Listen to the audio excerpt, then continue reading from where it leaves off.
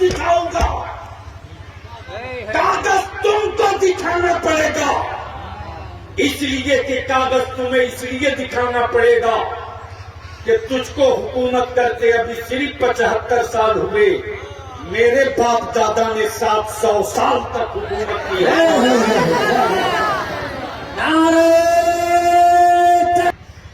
हाँ, मेरे बच्चों के बीच में आकर वोट मांगा, भाषण दिया, तकरीर किया। उन दिनों कलेजा फटता था अल्लामा सैफुल्लाह अलीमी साहब के इस भीड़ में काश कोई अब्दुल्ला को लीडर मान लेता मुसलमान, काश किसी अब्दुल रहमान को लीडर मान लेता मुसलमान, काश किसी अब्दुल शकूर अब्दुल गफूर को लीडर मान लेता मुसलमान। उसी दिन बलियाबी ने आहद कर लिया कि अगर कोई अपने पागल बेटे के लिए किसी से हाथ मिला सकता है तो बलियाबी भी अपने बच्चों के मुस्तकबिल के लिए किसी से हाथ मिला। लड़ाई होगी। नारे तकबीर, नारे रिसालत, गाज़िए मिल्लत। अब तो सही सेकुलर कहलाने वाले लीडरों की बिरादरी का वोट मेरे बच्चों को नहीं मिलता, किसी जगह नहीं मिलता। एक नहीं दर्जनों बच्चे हमारे आज रोड पर हैं। बोलो टिकोगे के भागोगे? चारों तरफ से आवाज आनी चाहिए, टिकोगे के भागोगे? टिकोगे के भागोगे? मुस्तफा वाले कभी कभी निकलते हैं रन में, और जब भी निकले हैं तो नई तारीख लिख करके उठते हैं। आज जितनी सियासी सेकुलर पार्टियां कहलाती हैं उसकी बिरादरी का वोट उसके कब्जे में नहीं है, वरना 3 राज्यों का चुनाव का रिजल्ट आ गया, देख लो। इनके पास इनकी बिरादरी की कोई पूंजी नहीं सिवाय मुसलमानों के वोट के, लेकिन मेरे ही वोट से सत्ता में आए हुए लोगों ने हमारे बच्चे जब किसी शहर में कारोबार किए तो फिरका वाराना फसाद करके जला दिया। हमारे बच्चों को पढ़ने के लिए न स्कूल दिया न कॉलेज, हमारी औलादों के लिए न कोई आईटी दी न मेडिकल कॉलेज, हमारे बच्चों के लिए न पुलिस में जगह, न बीडीओ में, न सीओ में, न कलेक्टरिएट में, न सेक्रेटेरिएट में, और ये कह करके कान पकड़ के भगा दिया कि ये तो अनपढ़ हैं, गवार हैं।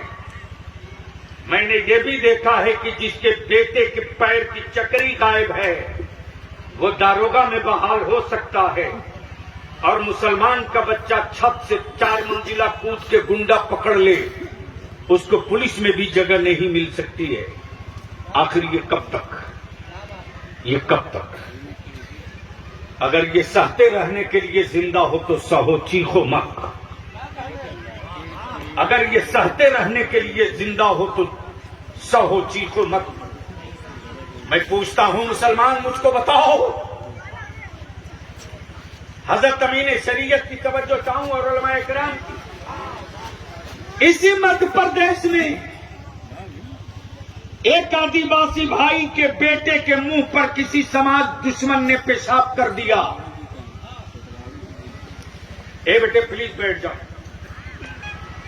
एक आदिवासी भाई के बेटे के मुंह पर किसी मुल्क दुश्मन ने पेशाब कर दिया। बोलो पूरा भारत खड़ा हो गया था कि नहीं हो गया? अरे बोलो खड़ा हो गया कि नहीं? हर सेकुलर पार्टी का लीडर बोलने लगा ये गलत हो रहा है, ये गलत हो रहा है। लेकिन इसी अहमदाबाद से मुंबई जाते ट्रेन में हमारे बच्चों को वर्दी पहनकर कोई गुंडा टोपी दाढ़ी देकर मारते रहा। सेकुलर कहलाने वाली किसी पार्टी के एक लीडर का एक लफ्ज बयान नहीं आया। हमारे बच्चों की मॉब लिंचिंग होते रही, किसी एक लीडर का बयान नहीं आया। यही तक नहीं जनाब, मेरी बेटियों का निजाब, हिजाब और निकाब नोचा गया, किसी एक ने नहीं कहा कि इसको बंद करो। यहीं तक नहीं बल्कि इससे आगे की भी बातें मेरे अजीज, ये सारे मुद्दे हैं जो चैन से सोने नहीं देते। और अब तो क्लियर हो गया, किसी भी सेकुलर पार्टी के लीडर के पास आदिवासी भाई के बेटों के मुस्तकबिल की फिक्र है, अति पिछड़ा भाइयों के बेटों की फिक्र है, दलित भाइयों के बेटों की बात हो रही है, लेकिन कोई भी सियासी सेकुलर पार्टी मुसलमानों के बेटों के मुस्तकबिल की बात नहीं कर रहा। इसलिए नहीं कर रहा कि इसको तो सियासी एतबार से विकलांग बना दिया, ये जाएगा कहां? बलियाबी कहता याद रखना, जब सारे दरवाजे बंद कर दिए जाते हैं तो जितने कादरी हैं वो गौसे आजम की दहलीज से अपने मुस्तकबिल के दरवाजे की कुंजी ढूंढ कर निकाल लिया करते हैं। ये हुनर रईसुल कलम ने सिखाया। सुभान अल्लाह। नारे तकबीर, नारे रिसालत, तहरीके दाने शरीयत। आप हमें बताओ कोई एक तंजीम, एक संगठन बता दो।